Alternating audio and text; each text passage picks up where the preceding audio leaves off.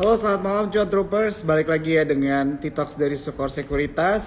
Sekarang ini kita akan membahas mengenai PDB Indonesia ya di kuartal 3 yang udah rilis.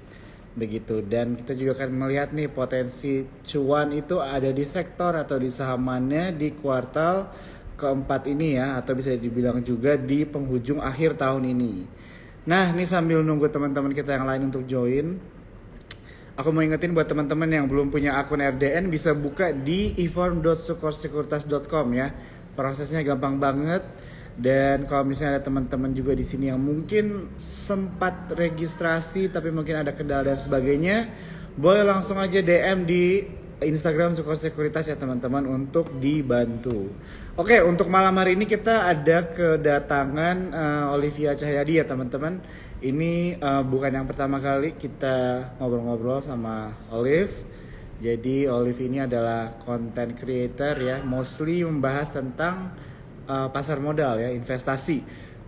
Nah, buat teman-teman di sini juga kalau misalnya ada pertanyaan seputar saham-saham yang kalian pegang atau misal mungkin juga saham-saham yang kalian sedang lihat ya, atau yang menjadi watchlist kalian, apakah bagus atau tidak menurut Olive, boleh ditanya ya teman-teman ya. Dan juga kalau misalnya ada pertanyaan mungkin seputar topik kita malam hari ini, boleh banget ditanya. Ya, jadi untuk T-Talks kita memang tujuannya itu selalu diskusi ringan ya teman-teman, update aja begitu kan bagaimana perkembangan market sekarang dan sebagainya. Jadi feel free ya teman-teman untuk komen dan juga bertanya nih di question box ya, fitur question box juga boleh.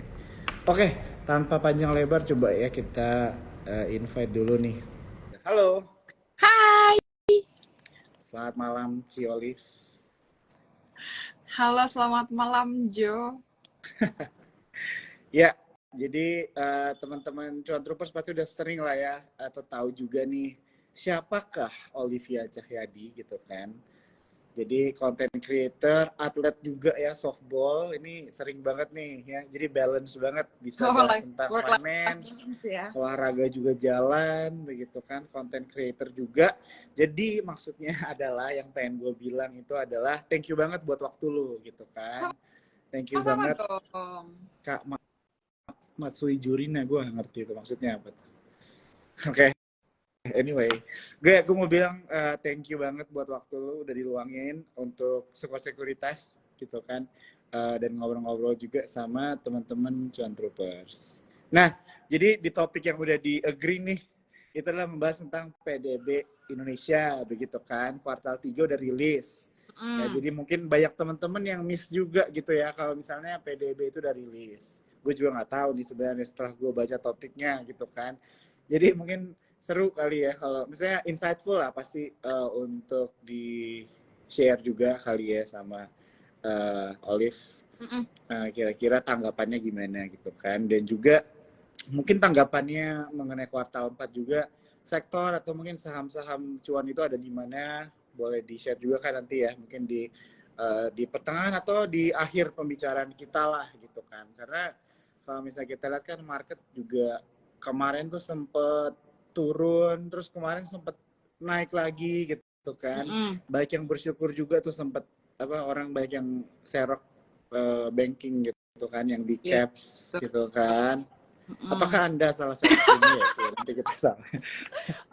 Ya jadi Salah satunya aku udah mantengin nih BRI, ini kan ampun. 4% loh. Lumayan dari Gue hari apa turunnya, tuh. Jadi, aduh pelit banget kan, ya udahlah. ya. Nah, jadi kalau misalnya kita lihat kan emang hari ini ISG minus lagi ya. Iya. 0,51%. Tapi kalau lihat secara 5 hari ke belakang itu masih naik 1,09%. Yes. Nah, jadi pertanyaan gue buat setiap narasumber kalau misalnya mau Talks adalah tanggapannya gimana nih mengenai market sekarang nih? Mungkin boleh di-share. What do you think? Oke. Market sekarang ya, Ya. volatilitasnya lagi tinggi ya. Hmm. Kemarin kan sempat tinggi banget tuh. Kalau teman-teman lihat namanya fix index itu sempat naik, walaupun sekarang udah agak turun sih fix indexnya gitu. Jadi kita kan kemarin kan lagi rame perang apa tuh yang Israel Palestina ya, itu kan. Nah itu kan mempengaruhi juga perekonomian kita lah, sentimen market seperti itu. Nah, jadi karena kekeosan itu, pokoknya kalau mungkin juga udah hafal lah kalau ada ketidakstabilan politik itu akan ngaruh juga ke perekonomian, ke saham kita gitu ya. Jadi bisa dibilang itu jadi salah satu faktor kemarin kenapa kalau teman-teman lihat marketnya tuh kayak sebentar naik, sebentar turun gitu ya. Terus uang masuk tuh kayak masih belum jelas gitu.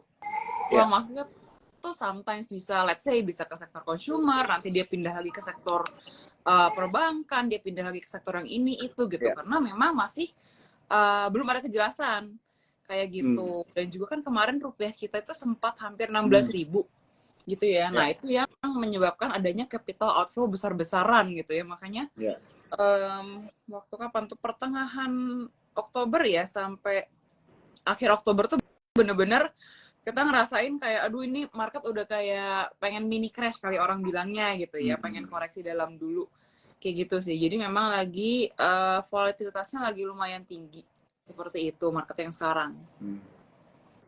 Oke. Jadi jadi sampai akhir tahun juga, menurut pendapat lu masih volatilitasnya masih tinggi juga? Kalau sampai akhir tahun ya dengan ya apa yang lagi terjadi sekarang yang what's going on right now gitu ya, masih kan kita masih dengar kisru-kisrunya ya di berita gitu ya. Jadi masih antisipasi ada volatilitas sih. Gitu. Kemarin kan kita sempat agak ada angin segar nih ya gara-gara the Fed nahan suku bunga 5,5 kan. Gitu. Jadi ya cukup ada inflow lah masuk ke Indo gitu. Tapi tetap apa ya? Jangan mengesampingkan atau jangan melupakan volatilitasnya lah market gitu. Apalagi ada tahun politik nih. Gitu. Oh iya. Pas banget nih. Jadi next question gue tuh mengenai sentimen begitu kan. Jadi cuan troopers yang nonton malam hari ini kan mungkin nggak bisa langsung memfilter semua yang ada di berita gitu kan. Jadi gue mau nanya nih sama Olive, kira-kira ada sentimen-sentimen apa aja nih yang terjadi di pasar modal yang bukan yang terjadi di pasar modal. Sentimen-sentimen yang sedang terjadi dan ada dampaknya ya terhadap pasar modal yang cuan troopers bisa perhatikan nih begitu. Mungkin nggak harus deep dibahas ke sentimen-sentimennya, tapi kira-kira sentimen-sentimen apa aja lah yang masih bergulir gitu bahasanya, supaya mungkin nanti teman-teman garis besar ya garis besar aja, supaya teman-teman cuan troopers juga mungkin jadi belajar sendiri juga, PR buat mereka kan untuk nge-kepoin. Contohnya lu bilang suku bunga ini masih hot gitu kan, nanti mereka ya maksudnya di your own research juga gitu mengenai suku bunga. Tapi garis besarnya apa aja nih, boleh di-share? Oke, mungkin aku kasih beberapa topik kali ya, ide gitu buat teman-teman nanti cari tahu bener nih kata Jo gitu ya, maksudnya ya biar teman-teman belajar doang nih, jadi nggak apa ya, alasan jual belinya itu bukan cuman modal nonton live lah gitu. Yang perlu diperhatikan sekarang menurut aku ya masih seputar yang lagi terjadi di negara sana, perang ini keramaiannya seperti apa, lalu ada the Fed meeting, lalu ada, dan itu sih kalau dari dalam negeri masih pemilu ya, masih pemilu kan, maksudnya kayak kita belum dengar kayak visi misinya seperti apa gitu ya, ke depannya seperti apa gitu. Jadi kalau masih belum ada ketidakpastian gitu kan, masih nggak stabil, nah market tuh sebenarnya kurang suka sama yang kayak gitu, karena kan kayak masih menerkan nih kira-kira uangnya mau masuknya kemana ya, kayak gitu sih. Jadi better bisa diperhatikan lah juga sama mungkin ini kali ya, nilai tukar ya, USD IDR gitu, lagi di range berapa nih gitu. Nah itu akan pengaruh sama yang kena banget tuh sama yang impor-impor kalau makin tinggi gitu. Biasanya kalau negara yang impor dengan cost dengan currency-nya yang Indonesia yang melemah gitu ya, jadi kan cost dia untuk impor barang lebih tinggi. Nah perusahaan-perusahaan impor ini biasanya akan terkena dampak dan sentimen dari pelemahan rupiah seperti itu. Ya. Itu banyak ya teman-teman cuan troopers. Jadi yang bisa diperhatikan itu suku bunga gitu kan, perang juga ya yang terjadi begitu Mm-mm. kan. Dan perang ini pasti ada dampaknya juga ya dengan Betul. keterbatasan Mm-mm. komoditas dan sebagainya Mm-mm. begitu kan, bahkan juga pangan kali ya. Oh iya Dan tadi benar, juga di pangan dan juga karena tadi kemarin sempat iya iya jadi tadi juga dimention mengenai kalau domestik ya pemilu gitu kan, mm-mm. harus dengar dulu apa tadi lu bilang, Statement visi visi misinya ke misi depan ya, apa ya, benar-benar kepastian, yang butuh di kepastian ya, butuh butuh kepastian banget. kepastian benar. Kita semua Nah, butuh terus kepastian. sebenarnya kalau rilis laporan keuangan kuartal 3 kayaknya udah sempat keluar juga kemarin ya, beberapa emiten juga itu Iya. bisa jadi sentimen gitu ya kan. Benar, beberapa emiten udah keluar sih gitu, walaupun belum Uh, semua ya. Tahu aku. Oke, ya jadi itu ya teman-teman, beberapa sentimen nih yang bisa kita perhatikan juga begitu kan. Dan ya ini juga mungkin beberapa alasan yang dimention sama Olive ini jadi faktor juga ya, market itu fluktuatif atau volatil tadi ya, yang Mm-mm. seperti Olive Mm-mm. bilang juga. Mm-mm. Nah, jadi gue mau nanya deh nih sama lo, dengan sentimen-sentimen yang udah lo mention dan juga tanggapan lo mengenai market sekarang, menurut lo secara Mm-mm. personal aja, Mm-mm. seorang Olivia gitu, apakah ini momen masih wait and see atau lo ngerasa tetap ada opportunity yang perlu diperhatikan? Mm, dengan kondisi market seperti ini ya, Ya. menurut aku both ya. Maksudnya kita dalam kondisi wait and see karena pertama yang kayak tadi volatilitasnya seperti apa, lalu juga tapi dengan terkoreksinya market tuh yang kemarin sempat turun lumayan agak-agak menghebohkan, itu aku lihat sebagai opportunity juga gitu. Jadi memang kalau kondisi marketnya lagi kayak gini ya, itu better kita langsung shift fokus ke saham-saham yang memang blue chip lah, Ya. bisa dibilang kayak gitu. Jadi memang kurangin fokusnya ke saham-saham terliner atau saham-saham yang kecil, jadi better fokusin ke saham-saham yang market cap-nya besar nih gitu ya. Contohnya kayak index mover lah gitu. Teman-teman udah hafal mungkin kali ya index mover tuh ada saham apa aja gitu. Jadi kita bisa pantau pergerakan harga mereka. Kemarin kan sempat turun lumayan ya Jo gitu. Jadi kita udah, menurut aku ya, saat-saat kemarin tuh udah boleh nyicil-nyicil sih gitu. Tapi untuk soalnya sempat ada yang nanya juga gitu ya, Ci kalau marketnya kemarin apakah better all in atau seperti apa gitu ya. Nah kalau aku sendiri aku bilang gini, kalau strategi itu all in itu aku nggak terlalu saranin sih,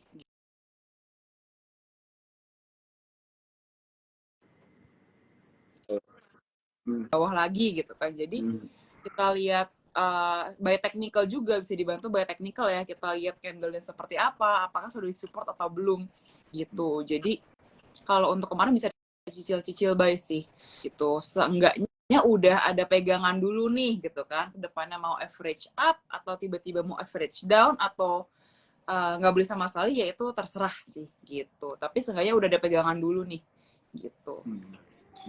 Ya, setuju ya. Jadi bisa dibilang tetap wait and see juga gitu ya. Maksudnya kita nggak gegabah kali ya. Bahasanya tua banget, gegabah Betul. gitu kan. Tapi juga tetap ada opportunity gitu kan yang bisa dilihat. Salah satunya adalah tadi yang lo mention ya. Jadi mungkin saham-saham yang berfundamental bagus gitu kan. Tapi porsinya tetap nyicil gitu ya kan. Karena kita juga harus memperhatikan juga secara teknikalnya kali ya gitu Betul. kan. Jangan sampai istilahnya kita beli pas mungkin dia lagi nanjak aja gitu, mau turun ke bawah gitu kan. Jadi segala angle bisa dilihat, tapi secara umum better untuk cari saham big caps lah ya gitu, yang laporan keuangannya bagus gitu kan. Dengan situasi seperti ini ya, emang betul. better big caps lah gitu. Kayak maksud aku kayak ya sebenarnya balik lagi kan terserah ya, tapi kalau pandangan aku kayak udah big caps dikasih murah, kenapa masih fokus di saham-saham yang kecil yang volatilitasnya lebih tinggi gitu loh. Maksud aku kayak gitu. Betul. Gitu sih. Dan juga kemarin kan apa ya, wait and see sih boleh, tapi jangan sampai udah dikasih murah nih dianggurin nawar lagi sampai bawah gitu kan. Tapi kan karena kita belum tahu nih apakah saham tersebut bisa mencapai angka yang kita inginkan atau enggak gitu. Lebih baik prepared sih. Oke. ya bener ya, jangan kita wait and see terus ya teman-teman, tetap harus take action juga ya. Ya. BBRI udah naik berapa persen tuh ya? Kita lihat Lumayan ya, dulu kemarin nih. BRI itu 48 something ya. 5 hari ke belakang tuh BBRI naik 5,85% loh. BBRI loh, hampir BRI loh, 6% loh. waduh, BRI loh, 5 hari naik 6% loh. mantap ya, sedap Luar ya. biasa. Dan ini saham-saham yang bisa dipegang lama ya teman-teman ya. Jadi itu juga sih. Ya, jadi sebenarnya kalau kita ngomongin wait and see gitu kan, cari opportunity itu kadang-kadang nggak datang 2 kali juga gitu ya. Exactly, Jadi betul. emang harus benar-benar jeli juga sih. Jadi kayak sayang banget kalau misalnya kita mau beli saham mahal. Maksudnya mahal tuh dalam artian memang ya relatif value-nya itu memang di atas yang lainnya karena udah terproven biasanya gitu ya saham. Jadi emang relatif lebih mahal gitu kan. Jadi pas lagi terdiskon gitu tuh emang jadi kesempatan sih buat masuk gitu kan. Bener. Sempat masuk apa nih Ju kemarin pas lagi ancur-ancurnya? Coba goto enggak lah coba. Oh, deh. Aduh, ngeri. Oke. Ini kita off track nih. Oke, jadi tadi ada teman Condrapers yang ngomong ini ya serok BBRI nih tuh. Oh iya, aku tim BRI. Iya banyak yang serok juga gitu ya. Kalau banking emang aku juga sebenarnya investing sih di Iya big bank benar. gitu ya. Sayang banget banking di trade walaupun kemarin sempat tergiur gitu kayak aduh pengen nih cuma nggak jadi. Oke. Ya, kita lanjut nih ya pertanyaannya. Oke. Mungkin kita ke topik kita dulu kali Boleh. ya, Liv. Jadi ini kan tentang PDB nih, PDB Indonesia kuartal 3 rilis. Mungkin boleh di-share nggak ada informasi apa yang lu dapat dari PDB kita nih untuk di kuartal 3 tahun ini? Oke, PDB Indo ya. Oke, kalau PDB Indo kemarin kan judulnya ekonomi Indo bertumbuh 4,9% gitu ya. Tapi kalau kita lihat lagi sebenarnya ekonomi kita tuh lagi agak turun nih Jo. Gitu. Lagi agak terkontraksi gitu ya. Turunnya memang tidak signifikan banget gitu, cuman turun dikit gitu ya. Tapi mungkin teman-teman di sini atau Jo pun sendiri ngerasa gitu ya bahwa ekonomi di lapangan tuh kayak lagi mandek gitu loh. Itu lagi tidak bertumbuh dan juga purchasing power kita itu sebenarnya menurun gitu ya. Kalau aku amati gitu ya dari keseharian, maksudnya as simple as harga makanan, harga transport gitu ya, beli barang segala macam gitu naiknya cukup signifikan gitu, cost untuk living cost-nya naik cukup signifikan gitu ya. Jadi dengan kebutuhan yang naik cukup signifikan ini kan menggerus daya beli lah gitu. Masyarakat pasti kan mengutamakan kebutuhan utama gitu, sehingga untuk secondary atau yang tersier ini agak dikesampingkan nih gitu. Nah, maka ada terjadi penurunan di situ gitu sih kalau aku lihat. Jadi melambat dikit lah pertumbuhan ekonomi kita seperti itu. Ada di 4,94. Oke, jadi pertumbuhan ekonomi Indonesia melambat gitu ya. Jadi untuk PDB untuk di kuartal 3 begitu kan. Dan melambatnya itu berkurangnya berapa persen dari yang sebelumnya? Berkurangnya itu dia tahun lalu sebentar. Tahun lalu itu di Q3 ya. Q3 on year tahun lalu itu Q3 itu di 573. Gitu. Sebenarnya lumayan sih. Tapi belum sampai yang kayak 4,5 something gitu ya. Tapi tetap kita merasakan lah ada perlambatan pertumbuhan ekonomi gitu. Purchasing power-nya stagnan di situ-situ aja sih Jo. Menurut aku ya. Aku ngerasa sih seperti itu.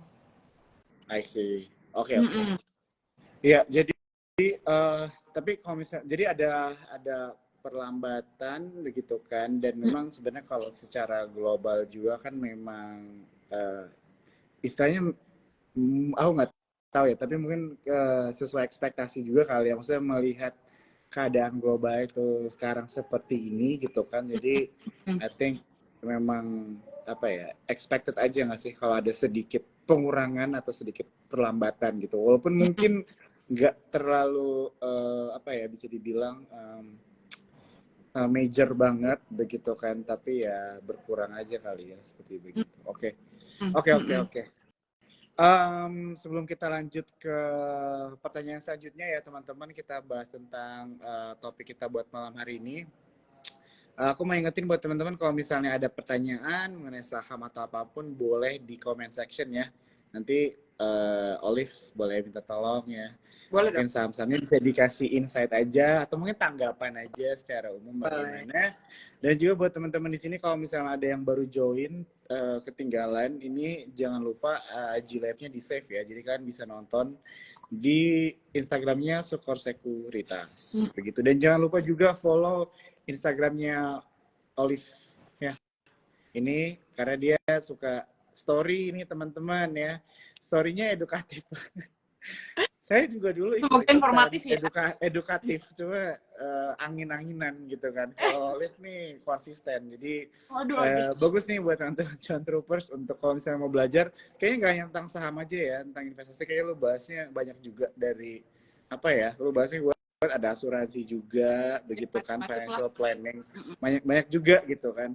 Nah, oke, ini tadi ada yang nanya boleh info tentang PTB, boleh ya, tapi nanti kita simpan dulu, kita tampung dulu ya pertanyaan-pertanyaan ini, kita lanjut dulu pertanyaan-pertanyaan selanjutnya. Oke.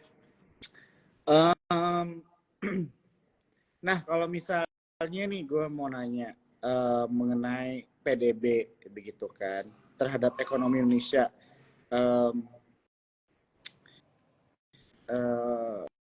Dampaknya itu kalau ke pasar modal itu gimana ya, Liv, kira-kira?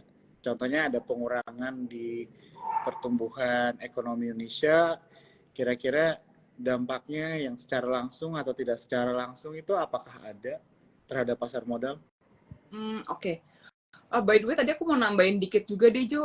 Untuk pertumbuhan kita itu kan karena kita juga, kalau PDB itu kan rumusnya itu kan ada consumption, investment gitu, government spending, sama ekspor impor kan gitu. Jadi memang ada beberapa komponen yang perlu kita perhatikan nih untuk mengukur PDB tersebut gitu. Nah, yang bisa aku bilang, aku komenin juga mungkin ini kali ya, kalau kita lihat negara-negara mitra dagang Indonesia itu kondisi seperti apa gitu. Jadi misalnya mungkin kayak China, lalu ada Amerika, dan beberapa negara di Asia Tenggara juga ya. Kondisi mereka apakah sedang bertumbuh, apakah let's say kayak kalau China, apakah mereka sudah reopening ekonomi dan ekonomi bertumbuh. Nah, itu kan sangat berpengaruh sama Indonesia juga gitu sebagai rekanan ekonominya gitu. Jadi memang ada beberapa faktor sih gitu. Tapi kalau Indo itu kan karena memang bisa dibilang setengahnya PDB itu kan konsumsi gitu. Jadi memang daya beli masyarakat itu sangat-sangat berpengaruh di perekonomian Indonesia gitu. Makanya kalau teman-teman di sini tahu juga, kita tuh sering dapat bansos gitu ya. Nah, gunanya bansos itu disalurkan langsung ke mereka di kelas C dan D gitu ya. Itu biar nge-boost juga ekonomi kita. Seperti itu. Ada beberapa hal sih yang perlu diperhatikan. Kayak gitu. Ya. Jadi benar sih yang lo bilang. Jadi memang Indonesia itu, kalau nggak salah gue pernah baca di berita mana yang bilang kita punya ekonomi itu ketopang banget sama konsumsi domestik kita, gitu kan tadi yang lo bilang. Nah, sekarang gue jadi pengen mungkin masuk bridging-nya itu, kita senggol dikit mengenai pemilu nih. Pemilu, gue coba pengen tahu aja pendapat lo gitu kan. Jadi mungkin dengan konsumsi di periode pemilu ini kayaknya konsumsi harus lebih banyak nggak sih? Nggak tahu deh gue kan. Maksudnya dengan bansos gitu kan, atau mungkin dari sektor-sektor makanan dan sebagainya itu kan kayaknya mungkin ada adilnya ya ke konsumer ya, betul gitu kan. Nah, jadi kalau dari lu sendiri nih, kira-kira view lu apa nih mengenai pemilu gitu di pasar modal? Lu ada ngelihat saham-saham yang lu incer nggak gitu di musim pemilu ini, atau lu yang ikutan sepaham dengan orang-orang yang merasa bahwa pemilu itu sebenarnya nggak ada dampak langsungnya sebenarnya sama emiten, kenaikan harga saham dan sebagainya. Lu lebih percaya yang mana nih, boleh di-share? Sebenarnya tadi ada 2 pertanyaan yang kita belum jawab ya, gitu. Nah, Antara hubungannya apa tadi dengan makroekonomi Indonesia. iya, iya. Lupa, PDB ya, sama Iya. pemilu ya. Uh-uh. Kalau pemilu, biasanya itu kan memang identik dengan saham-saham consumer ya, gitu Betul. ya, dengan bansos, pangan segala macam gitu. Tapi salah satu alasan yang menurut aku bisa make sense adalah dengan kondisi market yang tidak stabil, maka investor itu lebih suka markirin duitnya atau invest uangnya itu di sektor yang defensif gitu. Salah satunya ya consumer, begitu ya. Consumer kan juga ada banking gitu. Jadi memang ada 2 pilihan tersebut gitu. Tapi ya itu yang tadi aku bilang, consumer itu memang kayak selalu di pairing lah gitu, di pairing lah sama si pemilu ini, karena ya kayak yang kita tahu lah ya teman-teman, capres ini kan kadang-kadang suka istilahnya bagi-bagi duit lah gitu ya, biar ada bansosnya, biar untuk menarik perhatian gitu. Nah itu bisa dimanfaatkan untuk membeli barang-barang kebutuhan pribadi, kayak gitu sih. Tapi another reason itu sektor defensif seperti itu. Oke. Ya soalnya menarik banget. Jadi kemarin kan gue ada sempat kesempatan juga ngobrol di Si Today dan gue tuh ngebahas sedikit tentang pilpres gitu kan, tentang dampak pilpres. Jadi gue riset dikit gitu ya. Jadi nih teman-teman Contopers boleh ngecek juga ya, double check kalau misalnya aku salah kali ya. Tapi ini aku dapat. Jadi memang dari kampanye pilpres 3 periode ke belakang itu IHSG itu melonjak gitu. Nah, jadi bahkan yang contohnya nih ya, lagi gue tarik tahun 2014 itu IHSG naik tuh 1,87%, Pilpres 2019 IHSG itu melejit 8,45%. Gede begitu kan. banget. Ya, nah tapi memang ada beberapa juga istilahnya faktor yang perlu dipertimbangkan. Katanya memang sebelum musim pilpres ini memang secara global juga ekonominya lagi kurang oke waktu itu. Jadi waktu tahun 2013 itu kan ada taper tantrum tuh. Jadi sempat turun dulu, baru musim pilpres dia naik lagi. Nah jadi itu sama sekarang juga begitu kan. Nggak tahu ada ini cocok mau lagi atau enggak. Tapi istilahnya dengan keadaan suku bunga, perang dan sebagainya turun nih kan, bisa dibilang juga market keadaannya lagi sideways atau enggak bisa juga wait and see, kurang menarik, volatil, banyak lah ya bahasanya. Nah tapi kita udah mulai masuk nih ke musim pilpres. Jadi kalau misalnya melihat berdasarkan histori dari 3 pilpres ke belakang sih harusnya di tahun depan atau udah mulai di akhir tahun ini sih harusnya menarik begitu ya. Tapi ya nggak tahu sih, itu sih yang maksudnya gue lihat juga sih, maksudnya dari riset ke belakang begitu. Dan gue setuju juga dengan yang lo mention, jadi memang banyak consumer juga begitu kan. Kalau nggak salah gue juga sempat dengar katanya sektor telekomunikasi begitu kan, karena banyak digunakan juga kan di saat pemilu begitu kan. Iya, telekomunikasi ya. Iya, begitu sih. Oke. Ya, jadi bisa dibilang cukup menarik ya. Maksudnya pasar modal ya, Ivy, untuk sekarang. Maksudnya banget sentimen begitu kan. Maksudnya suku bunga itu istilahnya sentimen yang nggak habis-habis kayak dari berapa tahun lalu gitu kan. Terus kalau ngobrol TikTok tuh ada aja bahasan tentang suku bunga begitu kan. Tapi sekarang kita udah masuk ke musim pilpres ya, bisa dibilang. Oke. Ya kemarin kan contohnya pilpres ya.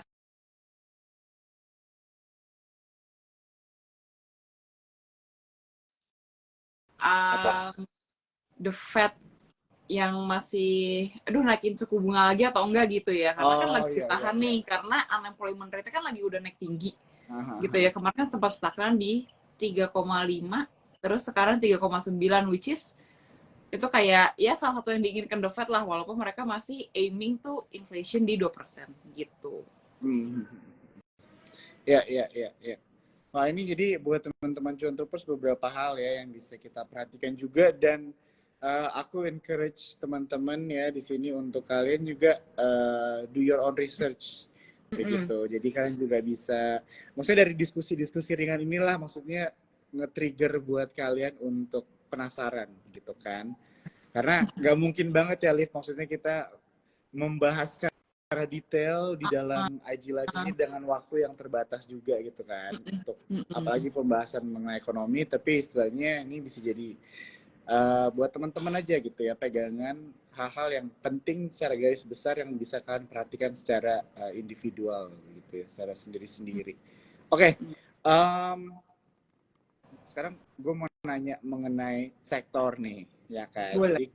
Di topiknya kita malam hari ini kan kuartal 4 cuan apa ya? Ini kayak pertanyaan sejuta umat. Semua orang. Kan? Gitu kan. Nah, oke, mungkin supaya menarik gue mau nanya lu gini aja deh. Kira-kira sampai akhir tahun ini dan mungkin awal tahun depan, sektor apa yang menurut lu tuh masih tertekan gitu, atau enggak belum dapat panggungnya? Karena gue percaya sebenarnya semua sektor itu kan ada yang rotasi ya. Jadi mungkin emang belum lagi waktunya aja untuk manggung gitu kan, atau mungkin dia udah manggung sebelumnya, sekarang emang lagi ketutup aja gitu dengan sektor-sektor yang lain, atau mungkin sentimen-sentimennya banyak yang memberatkan sektor-sektor ini. Nah, kalau dari tanggapan lu sendiri, kira-kira sektor-sektor apa nih yang masih tertekan untuk sekarang ini? Sektornya masih tertekan ya. Ya. Biasanya kalau ditanya gitu jawabannya konstruksi. Biasanya konstruksi ya, tapi kayak belakangan aku kemarin sempat ada beberapa saham yang agak naik deh, coba ya. Tapi udah turun lagi. Kemarin sempat ada naik dikit sih, cuma kayak turun lagi deh. Gitu. Tapi kalau konstruksi by fundamental anyway pun memang agak berat ya, agak susah ya gitu untuk karena emang bisnis modelnya sih sebenarnya yang bikin berat gitu ya. Apalagi untuk yang nggak plat merah nih, udah gede-gede gitu. Nah itu udah masih agak berat gitu dengan suku bunga yang tinggi juga gitu. Pokoknya berhubungan dengan suku bunga, lalu perusahaan-perusahaan yang tadi aku bilang yang impor, yang bahan bakunya masih impor gitu ya, dengan currency yang lagi melemah gini, itu kan juga jadi kayak COGS-nya naik nih, HPP-nya naik ya bebannya, jadi bisa menggerus juga laba usahanya, laba usaha si perusahaan tersebut, seperti itu. Oke, iya. Benar ya teman-teman.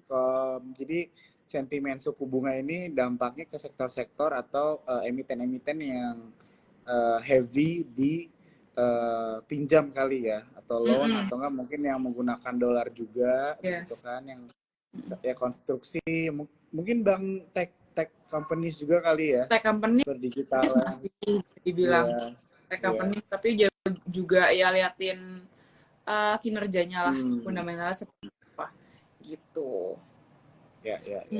Oke. Kalau misalnya sektor-sektor yang menarik apa nih kira-kira menurut lo yang punya potensi? Sektor yang menarik itu kalau kayak tadi aku bilang, dan juga kita juga setuju ya dengan situasi kayak gini, better kita cari yang defensif nih gitu ya. Tadi aku bilang mungkin bisa ke perbankan atau ke consumer kayak gitu. Kalau mau ngincer dividen bisa di banking, ada di batubara juga bisa gitu ya. Apalagi sekarang kan lagi pada turun nih harganya ya, lagi pada turun gila-gilaan gitu. Jadi bisa lihat di situ. Lalu kalau energi sih masih volatil ya, aku lihat dengan situasi perang seperti ini gitu. Jadi kalau kayak minyak, apalagi batubara gitu ya, batubara juga energi komoditas lah masih agak volatil gitu. Oke. Ya. Oke, teman-teman, kita waktunya tinggal less than 20 minutes ya, tinggal kurang lebih dari 20 menit lagi. Jadi aku mau ini ingetin buat teman-teman, kalau misalkan ada pertanyaan mengenai saham-saham yang ingin ditanyakan, boleh langsung aja ya di comment sectionnya, kalian typing di situ. Tadi udah ada nanya yang beberapa, cuma kita tunggu ya teman-teman yang lain kalau misalnya mau ada bertanya tentang saham-sahamnya. Oke, Liv, gue mau nanya nih, jadi kan teman-teman Cuan Troopers yang nonton ini kan memang level pengertian pengalamannya itu berbeda begitu kan di pasar modal. Nah, jadi mungkin pertanyaannya menurut gue ini penting sih untuk ditanyakan buat lu mewakili teman-teman kita yang baru mulai berinvestasi, bisa dibilang kayak gitu. Tadi kan lu mention ada mengenai kata cicil gitu ya, untuk masuk dalam beberapa saham. Itu kan bisa dibilang strategi ya, strategi investasi juga gitu kan. Nah, dengan keadaan market sekarang ini, begitu kan? Dengan keadaan market sekarang ini, kira-kira lu ada nggak advice atau mungkin juga bisa dibilang insight nih yang bisa di-share sama teman-teman cuan troopers bagaimana menghadapi keadaan market yang masih belum menentu?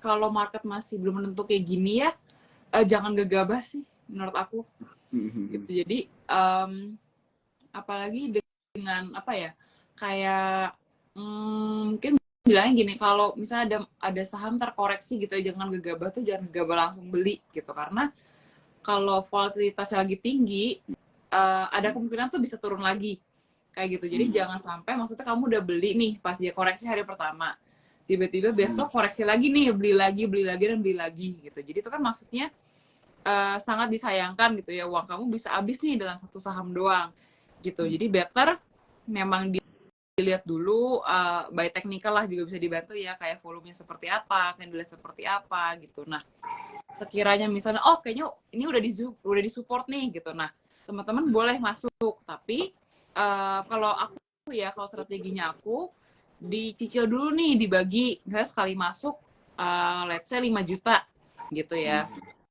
Nanti misalnya dia turun lagi, aku bisa naikin nih, yaudah jadi 7,5 juta gitu ya, jadi average down gitu. Jadi memang udah ada strategi dan pembagian nih, ada skenario misalnya kalau sahamnya akan turun lagi atau sahamnya naik tiba-tiba gitu ya.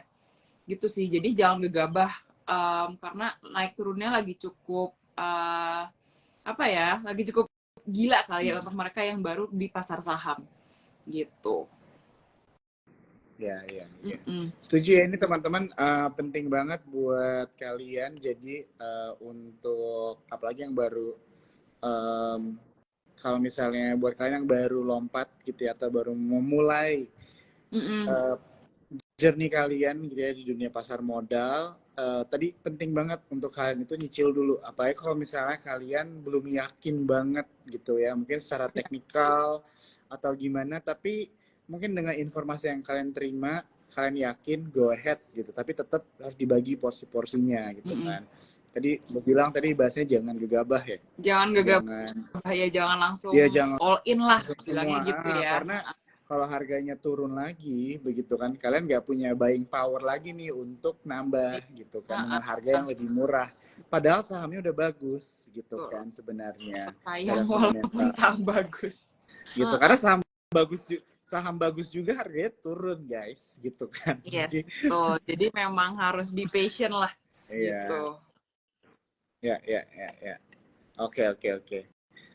Thank you banget ya Liv ya. Ini pasti something yang penting banget nih buat teman-teman cuan troopers untuk ingat ya mengenai pembagian porsi masuk ya teman-teman, atau bahasanya nyicil juga. Oke, 15 menit lagi. Oke, mungkin satu pertanyaan lagi kali ya dari gua. Boleh?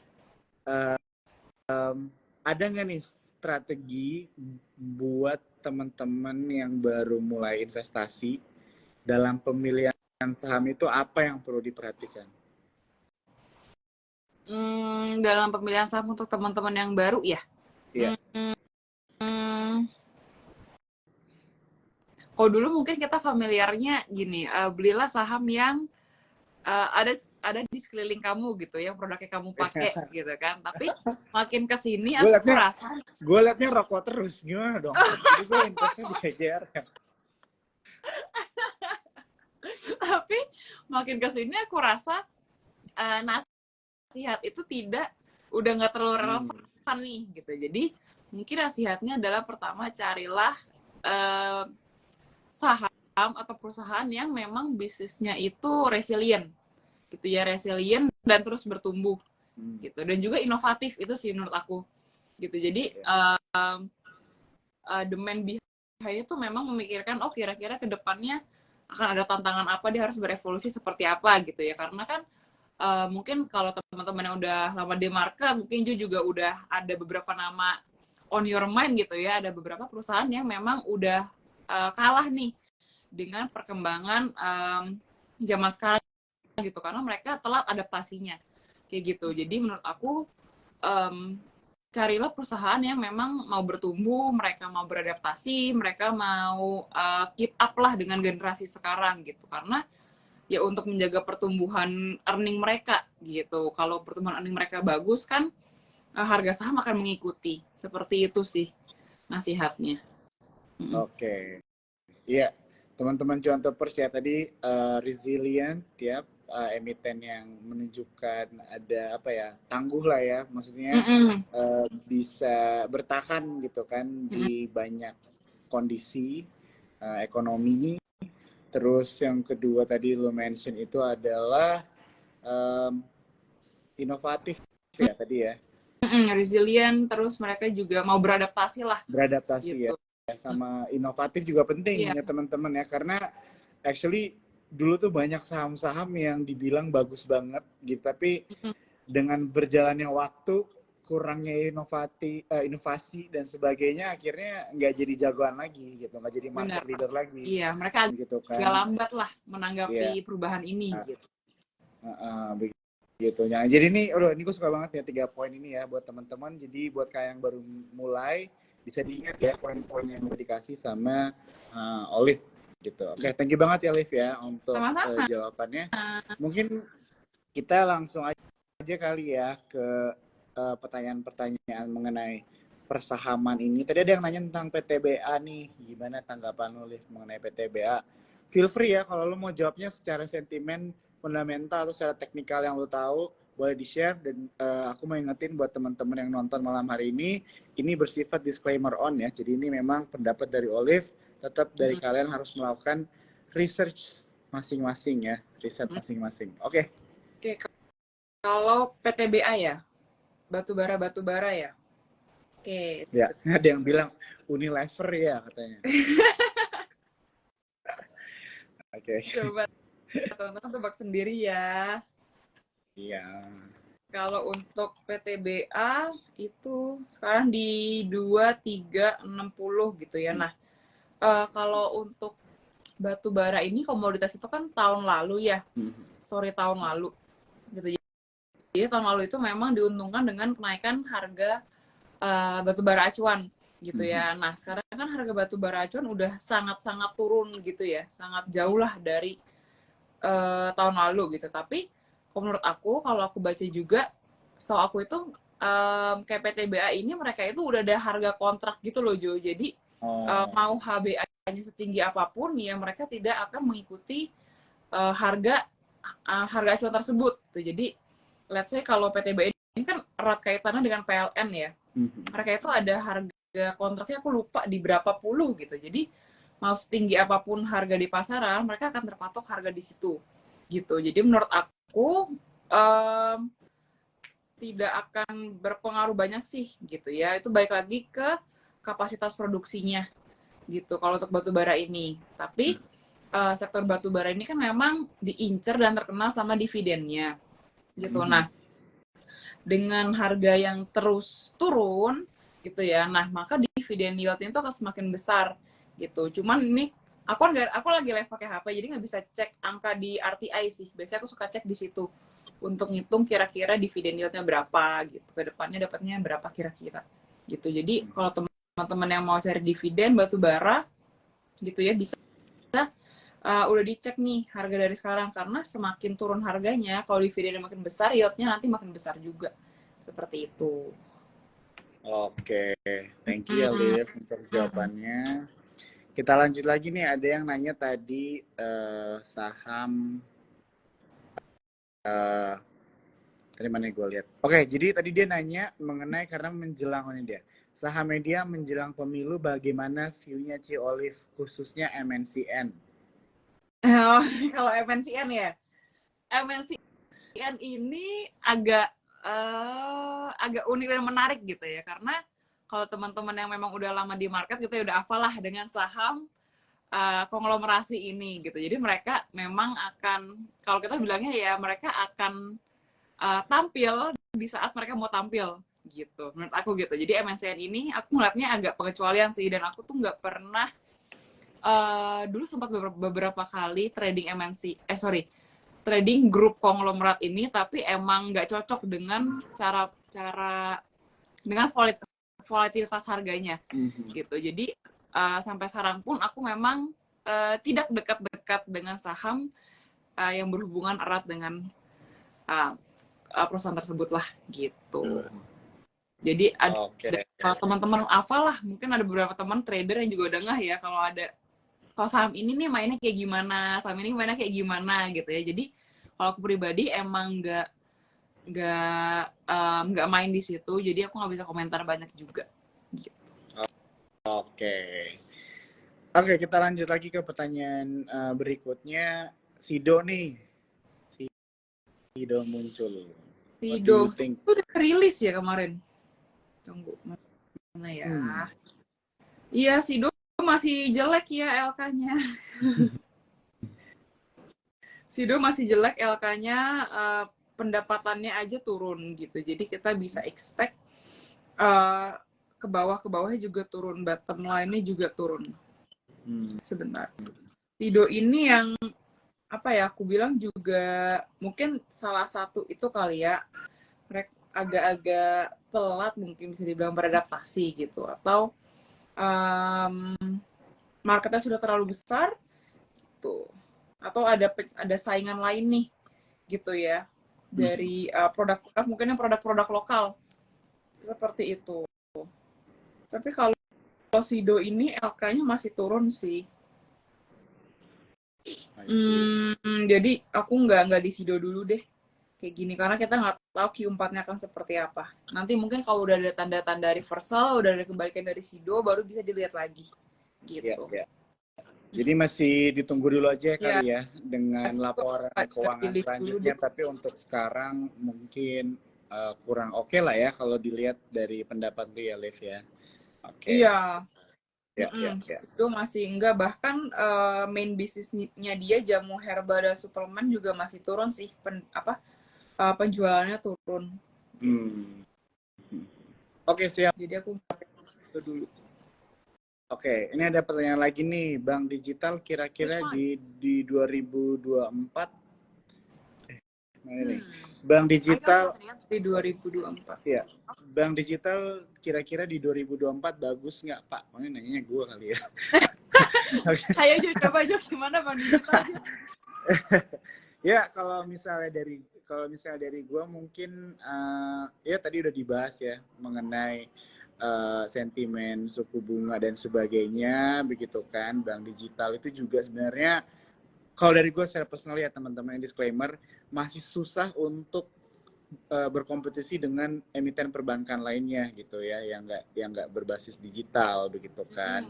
Jadi memang kompetisinya itu masih agak susah lah buat mereka, begitu kan. Walaupun gue sempat baca berita juga bahwa performance-nya di 9 bulan awal tahun 2023 itu bagus. Bukan bagus, bertumbuh begitu ya. Sometimes kan bertumbuh tapi tetap masih nggak bagus ya. Bertumbuh begitu kan, lebih baik daripada sebelumnya, tapi memang harga sahamnya itu belum kedongkrak aja. Karena masih banyak yang overvalued dibandingkan emiten-emiten perbankan lainnya. Begitu. Dan sekarang sentimennya tadi yang kita bahas ya mengenai sentimen-sentimen yang menekan beberapa sektor, bank digital salah satunya gitu. Jadi mungkin kalau sarannya dari gue sih buat teman-teman, kita jangan terlalu tunnel vision banget gitu ya, berharap bahwa sektor ini akan memberikan cuan lagi. Sebenarnya kita emang harus pindah aja kali ya, gitu kan. Karena gue ngerti kali ya, Liv ya, kita mungkin kadang-kadang bisa baper juga gitu kan. Maksudnya ada satu sektor atau saham yang ngasih kita cuan nih banyak banget, berharapnya ini akan terus ngasih gitu. Padahal ternyata kan ya kita emang harus rotasi juga lah istilahnya dalam pemilihan saham-saham sama sektor kita gitu kan. Bank digital udah dapat panggungnya tuh dulu gitu kan. Tapi mungkin sekarang kita harus pivot mungkin ke sektor-sektor lain, atau kalau misalnya memang nggak ada sentimen yang memberikan panggung buat beberapa sektor, ya kita carinya yang ke safe haven aja, tadi yang dimention sama Olive, contohnya kayak banking begitu kan, terus kayak juga yang sahamnya fundamentalnya bagus. Itu sih kalau dari gua, nggak tahu kalau mau Olive mau nambahin tentang bank digital. Oke, bank digital ya. Bank digital itu bisa dibilang kan satu ciptaan baru ya gitu. Jadi mungkin yang aku bisa bilang juga masyarakat kita itu masih beradaptasi lah gitu dengan adanya bank digital gini ya, karena mungkin masyarakat itu pandangannya kan kita udah ada 4 bank besar itu gitu ya. Lalu kenapa kita harus ada bank-bank lagi nih gitu. Mungkin at first kita memang kayak bakal survive nggak ya gitu. Kira-kira emang ada yang pakai bank-bank ini gitu ya. Tapi surprisingly gitu ya, di circle komsel aku gitu ya, kan banyaknya ada anak muda, ada yang lebih muda daripada aku gitu ya. Nah mereka itu sangat apa ya, mereka tuh malah cenderung make bank-bank baru itu gitu loh. Aku agak-agak surprise gitu ya. Mereka tuh bilang pakai bank ini deh gitu ya, aku nggak mau sebut nama, pokoknya pakai bank ini deh, depositonya bagus kayak gitu. Maksudnya sedangkan kalau angkatan aku gitu udah berasa tua ya. kalau kan kayak gue nggak ikutan, gue nggak diangkatannya Olive ya. kalau aku mikirnya kayak ternyata memang ada user udah mulai bermunculan nih user barunya gitu ya. Jadi mungkin disesuaikan lah dengan target marketnya, gitu, dengan target marketnya ya, gitu. Jadi aku ya udah cukup tahu aja tambahan info gitu. Tapi setidaknya aku tahu bahwa memang ada orang-orang yang menggunakan nih, gitu ya, menggunakan aplikasi, menggunakan bank digital tersebut gitu. Jadi bukan cuman tiba-tiba muncul bank kecil nih, bank digital gitu ya, nggak semena-mena gitu doang, tapi memang ada usernya sih gitu, dan memanfaatkan fasilitas-fasilitasnya gitu. Tapi ya balik lagi, mungkin ya as we know juga ya, salah satu prinsip di saham adalah harga saham itu kan ngikutin kinerja perusahaan ya, gitu. Jadi ya emang basically everything back to bisnis sih, real bisnisnya seperti apa gitu. Ya benar-benar tadi. Jadi kalau yang gue dapat dari yang lo bilang itu mengenai ekosistem ya. Jadi untuk bank digital juga memang butuh waktu lah ya untuk ekosistemnya bertumbuh terus gitu kan, dengan user growth-nya juga. Dari edukasi digital juga masih penting banget gitu kan di Indonesia juga ya. Apalagi kalau misalnya berurusan dengan uang dan sebagainya begitu. Oke. Wah ini nggak kerasa ya, kita kayaknya cepet banget ngobrol. udah habis waktunya gitu ya. Jadi mungkin aku mau ingetin ya buat teman-teman Cuan Troopers, sekali lagi ini kita obrolan malam hari ini kita save ya di Instagram Sukor Sekuritas. Dan aku mau ngasih satu buku gratis ya, The Art of Investing, buat kalian yang screenshot conversation kita ya, pembicaraan TikTok kita malam hari ini. Jangan lupa diposting di story, tag Sukor Sekuritas sama Instagramnya Olivia ya, Ivy Cahyadi. Oke.